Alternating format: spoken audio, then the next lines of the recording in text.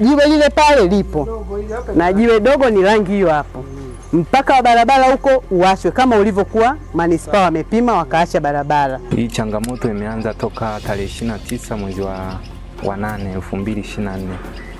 Tulianzia kwa mwenyekiti, tukatoka kwa mwenyekiti, tukaenda baraza, tukarudi tena kwa mwenyekiti, lakini ilishindwa kupata msaada. Kwa hiyo nilivyosikia huo ujio wenu ndio maana niliona niamke, nilikuja pale toka saa 1, nilikuja kuhudumiwa mida ya saa 11 kasoro.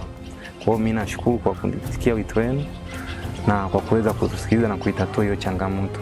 Namshukuru Mama Samia Hassan Suluhu kutoa kampeni hii kuja kwenye matatizo kama haya, kwa sababu matatizo haya ni makubwa na sio ya mchezo katika sehemu za ardhi za watu. Yaani kwa leo naomba niseme nina amani, nitalala usingizi mzuri, familia yangu ina amani.